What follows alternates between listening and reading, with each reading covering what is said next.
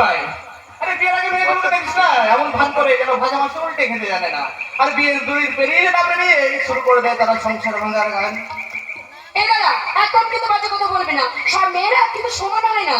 আরে মানছি মানছি মানছি, কিন্তু আজকালকার আধুনিক শিক্ষিত মহিলারা ভুলেই গেছে একান্নবর্তী সংসার করার ধর্ম। আজ শ্বশুর ভাসুরকে সম্মান জানানোর জন্য মাথায় ঘোমটা পর্যন্ত দেয় না, কিন্তু কি জানিস সংসার ভাঙার জন্য স্বামীর কানে মন্ত্র দেয় না, মন্ত্র।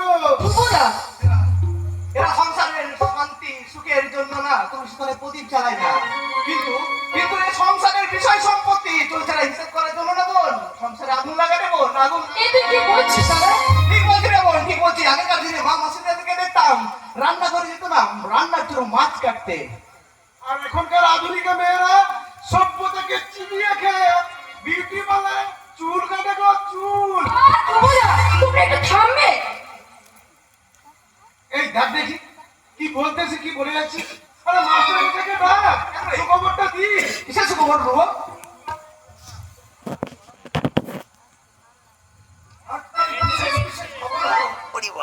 ওরা সারা বাংলাদেশকে বিদেশি দালালদের হাতে বিক্রি করে দিতে চাইছে। আর বিবেক বাবু তার প্রতিবাদ করতে গিয়ে তাকে যাবজ্জীবন কারাদণ্ডে দণ্ডিত করেছে। আজ সকাল উদ্বোধন হলো পাপের সঙ্গী কমপ্লেক্স। এখানে ন্যায্য মূল্যে ধর্ষণ, রাহাজানি, খুন, সন্ত্রাস সবকিছুই কিনতে পায় বাবা। কিন্তু ব্যবসাদাররা কি করছিল তো রাস্তা অবরোধ করছে। আর সেই রাস্তার গঠনে করেছিল একটা অ্যাম্বুলেন্স।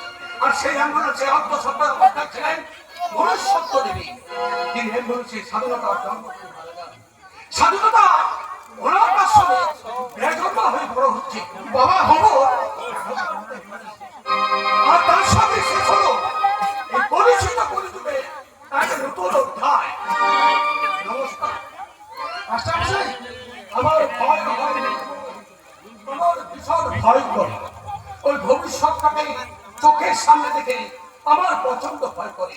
তাই তো মাস্টারটা সত্যছে সারা রাত থেকে খবর নিতে কতজন বিপ্লবী ইংরেজদের মারল। সকালবেলায় ঘুম থেকে উঠে প্রত্যেক ভারতবাসী খবরের কাগজ পড়ে দেখতে হয় বোমা বিস্ফোরণে কতজন অসহায় মানুষ মারা গেল। হবে না, এই বাংলার কিছু হবে না।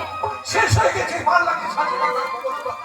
আমি সিলেক্ট করে বলতে পারি এই বাংলার প্রতিটি মা যদি প্রতিদিন একটি করে শিশুর জন্ম দেয়, তাহলে এই লাখ লাখ শিশুর জন্ম থেকে একটি করে ক্ষুদিরাম কিংবা নেতাজির দেখা পাওয়া যাবে না। বাবা, গেলেছেন সরকারি হাসপাতালে এক মৃত মানুষের সাথে একই বেডে একটা জীবন্ত মানুষকে সারা রাত শুয়ে থাকতে হয় বাবা।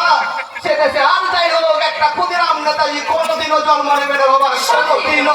ঠিক করেছিস দাদা, আজকাল খবরের কাগজে খবরটা শোনার পর না আমি একেবারে অবাক হয়ে গেছি। ওরে বাবা, তুই তো চমকটেছি না।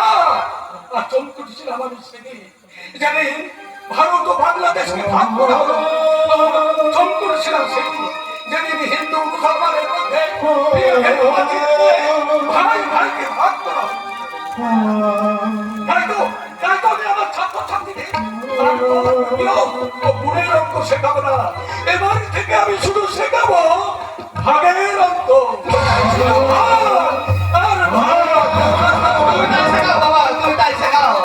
আর তুমি তোমার ছাত্রছাত্রীদেরকে শেখাও সাংস্কৃতিক যোগের বদলে অপসংস্কৃতির ভাগ। তুমি আজ থেকে তোমার ছাত্রছাত্রীদেরকে শেখাও মানবিকতার গুণের বদলে অমানবিকতার ভাগ। তুমি আজ থেকে তোমার ছাত্রছাত্রীদেরকে শেখাও বাবা সভ্যতার যোগের বদলে অসভ্যতার ভাগ। আমি তাই শেখাবো। তারপর অঙ্কের বই থেকে তুলে ফেলে দিয়ে চক্রান্তের প্রাপ্যটা দেখে যাবো। আর সেই মানচিত্রে সকলকে দেখে বলবো, ওগো তোমরা বাংলার দেহটাকে খুবলে খুবলে ক্ষত বিক্ষত করে দাও। আমার মতো দাঁড়িয়ে আছে যে পাহাড়, সে পাহাড়ে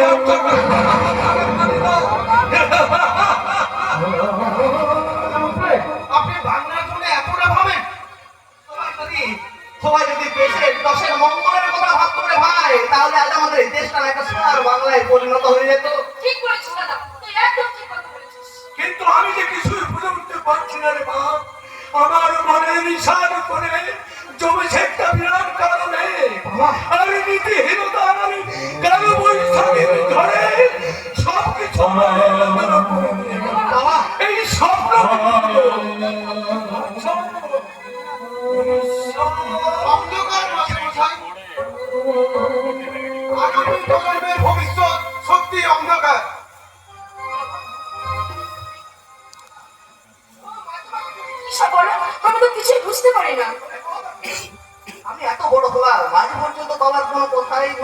আসেনি, তুই তো ছোট আসিস রে বোন।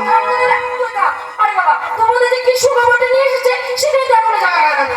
আরে খবরটা হলো আমাদের দেবগ্রামে কোনো থানা নেই, সেই ফাঁড়িটাও 20 মাইল দূরে। তাই মাস্টারমশাই অনেক দিন আগে উপর মহলে একটা দরখাস্ত দিয়েছিলেন তাই নাকি? যাতে আমাদের এই দেবগ্রামে একটা থানা হয়। তাই উপর মহল থেকে খবর এসেছে আমাদের দেবগ্রামে একটা থানা হবে। বাহ! ওর ভালো হবে, যা। তাহলে এতদিনে এই দেবগ্রামে একটা ভালো কাজ হলো, ভাই। হ্যাঁ, এবারে তো দেবগ্রামে ওই সন্ত্রাসটাও বন্ধ হয়ে যাবে। তা বলতে পারছি না রে মা। তোমার হরফ করে আমি তা বলতে পারছি না। তবে যিনি নতুন রশি হয়ে আসছে, যিনি এই সততাকে অবলম্বন করে এই চেয়ারে বসবেন, সেখানে হরফ